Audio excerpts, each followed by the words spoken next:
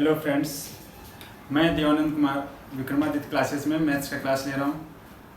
आज का topic class 12 का रिलेशन टॉपिक स्टार्ट करने जा रहा हूँ। ठीक है, देखते हैं पहले रिलेशन होता क्या है। रिलेशन कभी भी दो एलिमेंट्स चाहिए रिलेट करने के लिए। जैसे कि फैमिली मेम्बर्स में कभी भी कोई रिलेशन बताना है तो कम से कम दो मेम्बर्स चाहिए। तो यहाँ पे दो मेम्बर्स चाहिए। अगर दो डिफरेंट सेट्स में लेते हैं, suppose set A and set B. Set A में एलिमेंट्स हैं A B C, set B में एलिमेंट है 1 2 3।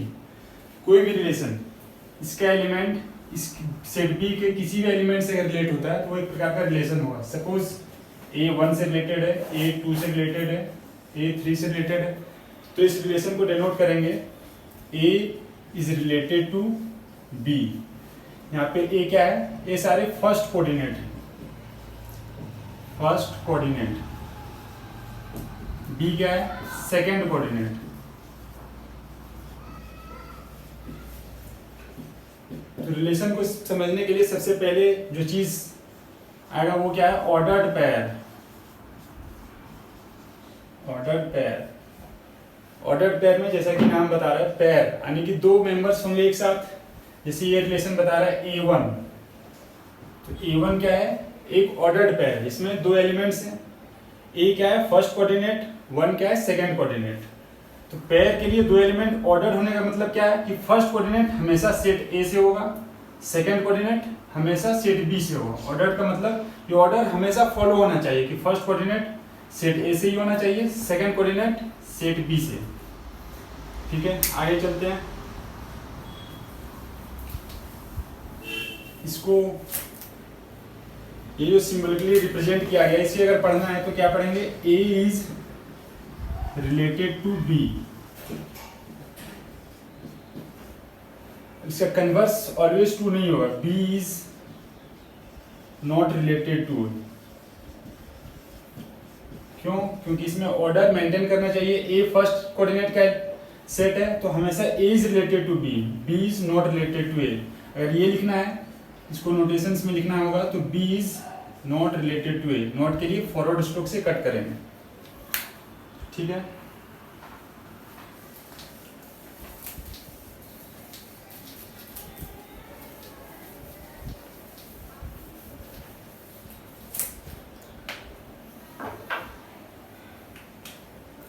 रिप्रेजेंटेशन।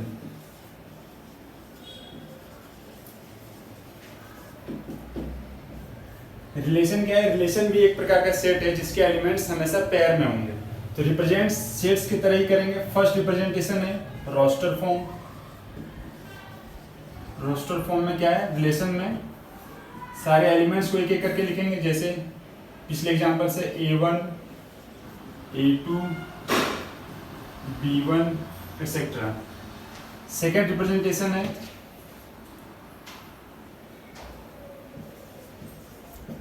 Set builder form.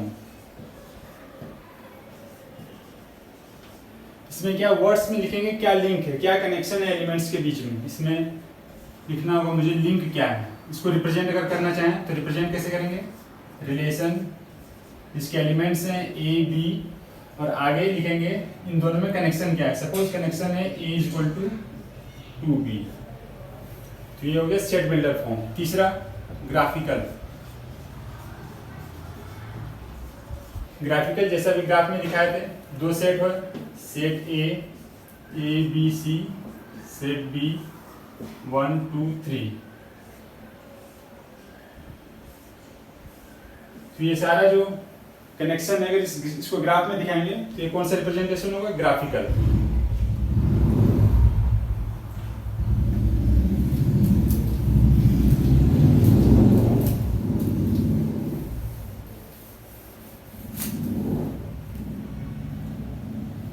इसके आगे आते हैं various types of relation. Various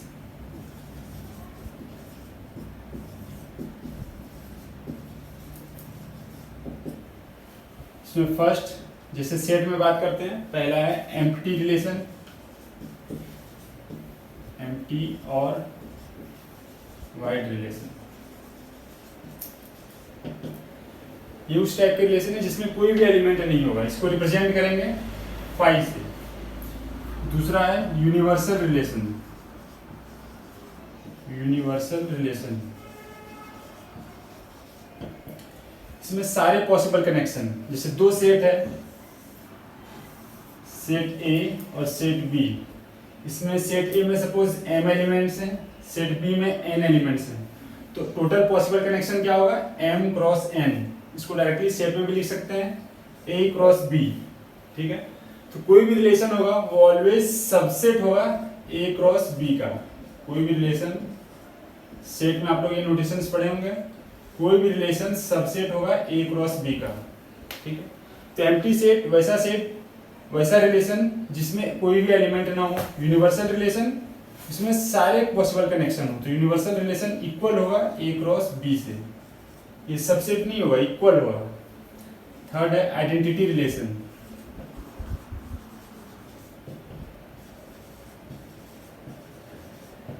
जैसे फैमिली में, सेम फैमिली में भी रिलेशन हो सकता है, उसी तरह यहाँ पे मैथ्स में सेम सेट्स में भी रिलेशन हो सकता है। सपोज सेट ए में रिलेशन है, इसके एलिमेंट्स हैं ए बी सी, इसके एलिमेंट्स हैं A B C, same set है। अब इसमें खुद से अगर रिलेट है तो इस टाइप के रिलेशन को बोलेंगे आइडेंटिटी रिलेशन। डिनोट करेंगे इसे आई से। इसके एलिमेंट्स, यहाँ पे अगर सेट ए की बात करेंगे तो इसके एलिमेंट्स होंगे ए बी बी और सी सी, ठीक है।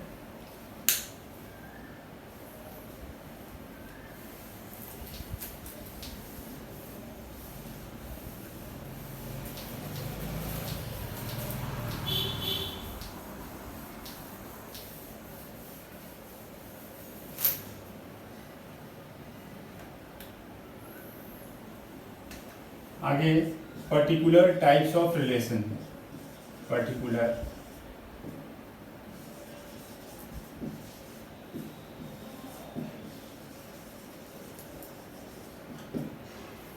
अब जो बात कर रहे हैं रिलेशन की, वो सेम सेट में हो। जैसे कि फैमिली में, सेम फैमिली में अपने मेंबर्स के बीच रिलेशन की बात करते हैं। अब यहाँ पे जो बात करेंगे ये सेम सेट में होगा। For a non-empty set A,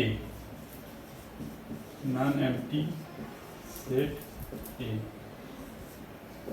इस सेट पे बात करेंगे। अलग अलग टाइप्स ऑफ रिलेशन। फर्स्ट है रिफ्लेक्सिव। एग्जाम्पल से देखते चलते हैं। सपोज सेट ए दिया हुआ हमारे पास, इसमें एलिमेंट्स हैं स्मॉल ए, स्मॉल बी, स्मॉल सी, ये सारे एलिमेंट्स हैं। तो रिफ्लेक्सिव रिलेशन कौन सा होगा, वैसा रिलेशन। अब रिलेशन के लिए क्या बताए थे, रिलेशन के लिए ऑर्डर्ड पेयर होना चाहिए, दो एलिमेंट्स होने चाहिए, ठीक है। रिलेशन के लिए दो एलिमेंट्स होने चाहिए। तो रिफ्लेक्सिव मतलब फर्स्ट कोऑर्डिनेट दूसरे कोऑर्डिनेट की जगह पे भी रिफ्लेक्ट हो। सपोज यहाँ पे ए आए तो यहाँ पे भी ए आना चाहिए, ठीक। यहाँ पे अगर बी आए तो यहाँ पे भी बी आना चाहिए, एंड सो ऑन। तब जो भी फर्स्ट कोऑर्डिनेट पे हो, सेम एलिमेंट सेकेंड कोऑर्डिनेट पे होना चाहिए, यानी कि खुद को वो रिफ्लेक्ट कर रहा हो, इमेज बना रहा हो, तभी वो रिलेशन रिफ्लेक्सिव होगा। और इस तरह का केस सारे एलिमेंट के लिए होना चाहिए। जैसे यहाँ सेट ए में 3 एलिमेंट हैं, ए बी सी, तो तीनों एलिमेंट का खुद के साथ रिफ्लेक्ट होना चाहिए, तभी ये रिफ्लेक्सिव रिलेशन कहलाएगा। नोटेशंस में लिखना चाहें तो लिखेंगे if A is an element of R, relation का एलिमेंट होना चाहिए ऐसा पेयर जहां पे फॉर ऑल, इसका मतलब क्या है, for all A is an element of A. यहाँ पे ए बी सी लिखे हैं। अगर इन एलिमेंट्स को नंबर्स में बदलना चाहें तो 1 2 3। अब ए क्या है, कोई सा भी element. For a is an element of A, for इसका मतलब क्या है, फॉर ऑल ए। ये कोई भी हो सकता है, 1 हो सकता है, A2 हो सकता है, A3 हो सकता है। तो वैसा रिलेशन जिसका एलिमेंट्स 1,1, 2,2, 3,3 ये तीनों आए, तब ये सेट ए में ये रिलेशन रिफ्लेक्सिव कहलाएगा। दूसरा symmetric. Symmetric relation,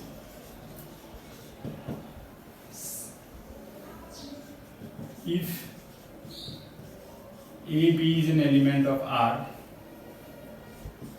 then B ए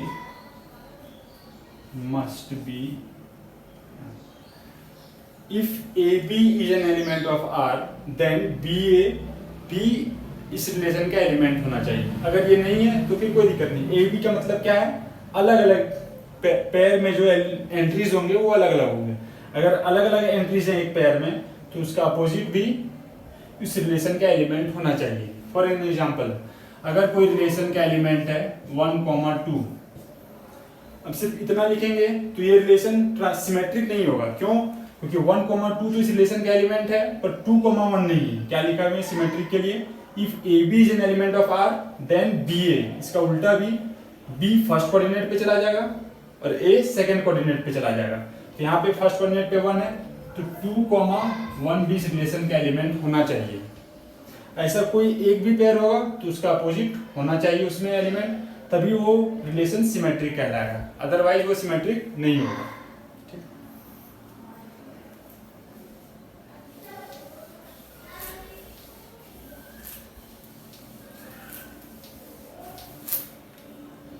थर्ड वन है ट्रांजिटिव।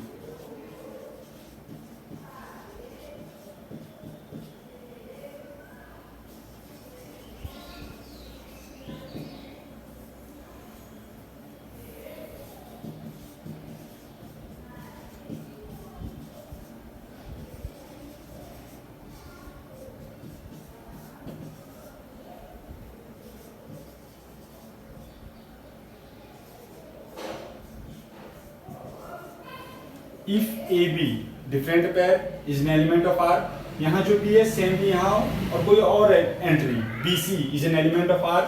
अगर ये दोनों होंगे तो ये होना मस्ट है, तभी ये तीनों एलिमेंट मिलके उस रिलेशन को ट्रांजिटिव बना पाएंगे। उस रिलेशन को तभी ट्रांजिटिव बोलेंगे अगर कोई दो पेयर ऐसा हो, ए बी डिफरेंट पेयर इस रिलेशन का एलिमेंट हो, ये वाला भी यहाँ भी फर्स्ट कोऑर्डिनेट पे जाए, बी सी इस रिलेशन का एलिमेंट हो, तो ए सी फर्स्ट एलिमेंट और लास्ट एलिमेंट ये दोनों मिलके जो पेयर बनाएंगे वो भी इस रिलेशन के एलिमेंट होने चाहिए, तभी इस रिलेशन को ट्रांजिटिव रिलेशन बोलेंगे। अगर ये दोनों नहीं होगा तो इसकी बात नहीं करेंगे, पर अगर ये दोनों टाइप का पेयर इस रिलेशन का एलिमेंट है तो ए सी मस्ट है इस रिलेशन का एलिमेंट होना चाहिए, तभी उस रिलेशन को ट्रांजिटिव बोलेंगे, अदरवाइज उस रिलेशन को ट्रांजिटिव नहीं बोलेंगे। अब कोई भी relation, any relation which is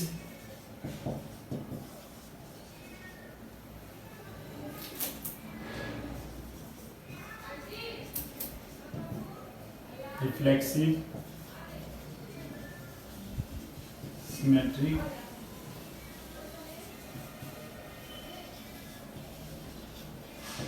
and transitive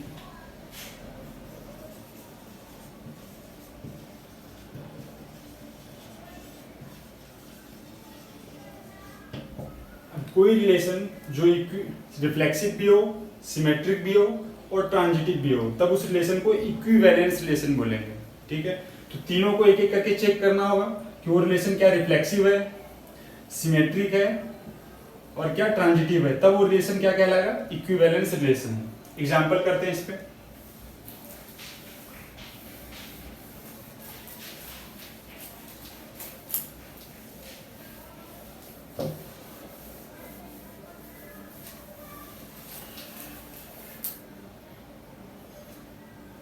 example एक क्वेश्चन से करते हैं। Late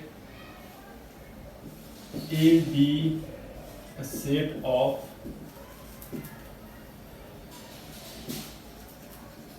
triangles in a plane.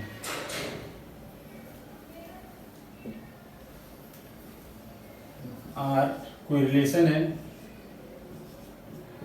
जिसके एलिमेंट्स हैं ट्रायंगल 1, ट्रायंगल 2, सच दैट, ये डबल डॉट का मतलब सेट में क्या होता है, such that first triangle second triangle से कॉन्ग्रुएंट। तो बताना है so that R is an equivalence relation.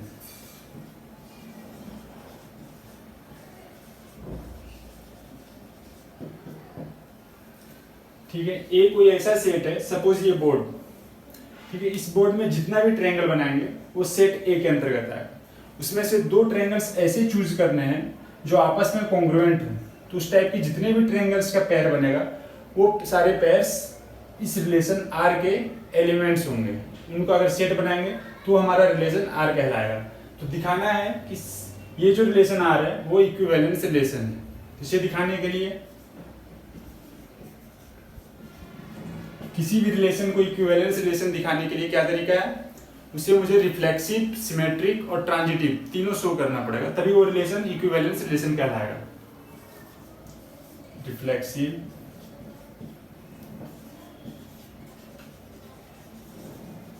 Symmetric and transitive. Reflexive के लिए क्या है, सेम पेयर सेम एंट्री जो है, सपोज क्या था रिफ्लेक्सिव के लिए, A is an element of relation, same entry first coordinate पे भी आएगा और सेकंड कोऑर्डिनेट पे भी आएगा। इस टाइप का पेयर अगर इस रिलेशन का एलिमेंट हो, और ये क्या होना चाहिए, for all A is an element of A, मतलब कोई सा भी ट्रायंगल पकड़ेंगे अगर वो अपने के साथ पेयर बना के इस रिलेशन का एलिमेंट बन जाता है तब वो रिलेशन रिफ्लेक्सिव कहलाएगा। तो रिलेशन क्या देके रखा हुआ है, कॉन्ग्रुएंसी का रिलेशन है, कॉन्ग्रुएंसी का। तो किसी भी ट्रायंगल को लेंगे वो ट्रायंगल अपने आप से हमेशा कॉन्ग्रुएंट होगा। किसी भी ट्रायंगल डेल्टा को लेंगे तो वो ट्रायंगल इस रिलेशन का एलिमेंट होगा। क्यों? क्योंकि वो कोई भी ट्रायंगल अपने आप से कॉन्ग्रुएंट ही होता है। कॉन्ग्रुएंसी क्या है, similar in shape and size. तो कोई भी ट्रायंगल अपने आप से सिमिलर ही होगा शेप एंड साइज में। इसका मतलब ये रिलेशन रिफ्लेक्सिव है। सिमेट्रिक के लिए क्या कंडीशन है, if A B is an element of R then B A is an element of R. ठीक, ये कंडीशन प्रूव करना है। तो यहाँ पे लेके चलते हैं, late delta one delta to, दो ट्रायंगल, ए बी का मतलब क्या है, डिफरेंट डिफरेंट लेना है। तो दो अलग ट्रायंगल्स लिए हैं, इनको मान के चलते हैं कि ये रिलेशन के एलिमेंट है। तो मुझे बताना है कि ये फर्स्ट कोऑर्डिनेट पे आ जाए, ये सेकंड कोऑर्डिनेट पे आ जाए, ऐसा भी एलिमेंट इस रिलेशन का एलिमेंट होगा। तो ये दोनों अगर इस रिलेशन के एलिमेंट हैं, इसका मतलब क्या है, डेल्टा वन कॉन्ग्रुएंट है डेल्टा टू से, फर्स्ट ट्रायंगल कॉन्ग्रुएंट है सेकंड ट्रायंगल से। अब क्या कॉन्ग्रुएंसी ऐसा प्रॉपर्टी नहीं है जो वाइस वर्सा ट्रू होगा, मतलब डेल्टा टू भी कॉन्ग्रुएंट है डेल्टा वन से, ये भी बोल सकते हैं। सिमिलरली वाइस वर्सा पॉसिबल है कॉन्ग्रुएंसी। इसका मतलब है ये आ गया फर्स्ट कोऑर्डिनेट पे, इसको कैसे लिख सकते हैं, delta two is related to delta one. इसका मतलब है delta two comma delta one is an element of are.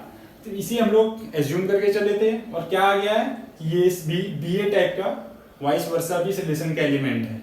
इसका मतलब ये हुआ कि ये रिलेशन आर सिमेट्रिक भी है। ठीक, आगे देखते हैं ट्रांजिटिव के लिए।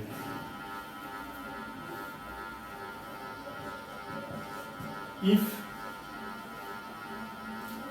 मान के चलते हैं, डायरेक्टली लिखते हैं यहां से, let delta one delta two is an element of R and delta two delta three is an element of R. ठीक है, ये दोनों इस रिलेशन के एलिमेंट है। इसका मतलब क्या है, डेल्टा वन कॉन्ग्रुएंट है डेल्टा टू से, डेल्टा टू डेल्टा थ्री इस रिलेशन के एलिमेंट है, और रिलेशन क्या है, कॉन्ग्रुएंसी का। इसका मतलब है डेल्टा टू कॉन्ग्रुएंट है डेल्टा थ्री से। फर्स्ट ट्रायंगल सेकंड ट्रायंगल से कॉन्ग्रुएंट है, और सेकंड ट्रायंगल थर्ड ट्रायंगल से कॉन्ग्रुएंट है। इसका मतलब क्या है कि फर्स्ट ट्रायंगल भी थर्ड ट्रायंगल से कॉन्ग्रुएंट होगा। तो ये दोनों ट्रायंगल इक्वल है। कॉन्ग्रुएंसी का मतलब क्या है, similar in shape and size, equal in shape and size. तो अगर ये दोनों ट्रायंगल इक्वल है और अलग से सेकंड ट्रायंगल थर्ड ट्रायंगल से इक्वल है, इसका मतलब फर्स्ट ट्रायंगल भी थर्ड ट्रायंगल से इक्वल होगा। अब ये इस रिलेशन को वैलिडेट कर रहा है। इसका मतलब है, इसको अगर नोटेशन में लिखना चाहें तो triangle one is related to triangle three. चूंकि ये रिलेशन को फॉलो कर रहा है, इसका मतलब है कि triangle 1, triangle 3 is an element of relation. अब देखते हैं यहाँ से, ये हम लोग एज्यूम करके चले थे, कोई भी ऐसा पेयर अगर हम लोग इस रिलेशन में एलिमेंट लेते हैं तो ये ऑटोमेटिक इस रिलेशन का एलिमेंट होगा। इसका मतलब है कि ये रिलेशन ऑलवेज ट्रांजिटिव होगा। अब कोई भी रिलेशन जो रिफ्लेक्सिव भी हो, सिमेट्रिक भी हो, ट्रांजिटिव भी हो, तो वो रिलेशन कैसा रिलेशन होगा? Equivalence relation, hence so on.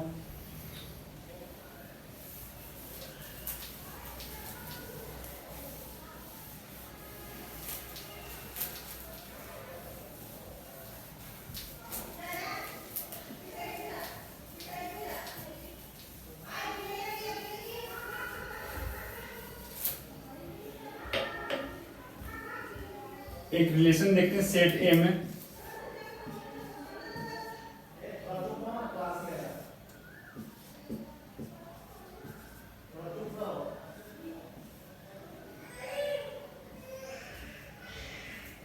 इस टाइप का कोई भी रिलेशन है। सपोज इसके एलिमेंट्स हैं 1 1, 1 2, 1 3, 2 2, 2 3, 3 1, 3 2, ये सारे एलिमेंट्स हैं रिलेशन के। तो एक टॉपिक और है, इसमें क्या है? टॉपिक है इक्विवेलेंस क्लास।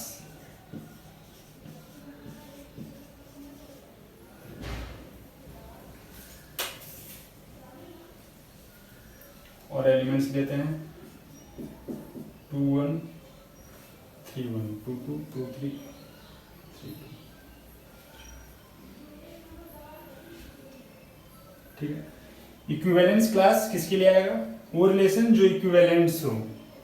अगर रिलेशन इक्विवेलेंस हो तो भी बात करेंगे इक्विवेलेंस क्लास की। अब इक्विवेलेंस क्लास क्या होता है? हर एक एलिमेंट्स के लिए लेके देखेंगे, फर्स्ट सेट में से एक एक एलिमेंट्स को लेंगे और देखेंगे उसके साथ साथ कौन कौन सा एलिमेंट आया है। वो सारे एलिमेंट्स का लिस्ट बनाएंगे, सेट बनाएंगे, तो वो उस एलिमेंट के इक्विवेलेंस क्लास कहलाएंगे।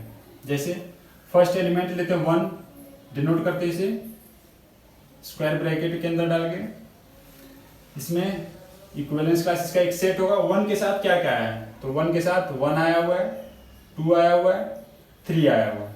ठीक है, तो 1 2 3 ये सेट जो है ये एलिमेंट 1 का इक्विवेलेंस क्लास है। ठीक, उसी तरह सेकेंड एलिमेंट 2 का देखेंगे। 2 के साथ क्या क्या आया हुआ है? 2 के साथ 2 आया हुआ है, यहाँ पे 1 भी है, 1 2 और 3 तीनों आए हुए हैं 2 के साथ। तो इक्विवेलेंस क्लास ऑफ 2 1 2 3। लास्ट 3 का इक्विवेलेंस क्लास देखना है। 3 के साथ साथ क्या क्या एलिमेंट आए हुए हैं? तो इधर 1 1 है, यहाँ भी 1 2 2 2 3। 3 के साथ क्या आया हुआ है? 1, यहाँ पे 3 के साथ क्या आया हुआ है? 2। तो 3 का इक्विवेलेंस क्लास क्या होगा? 1 एंड 2। ठीक है,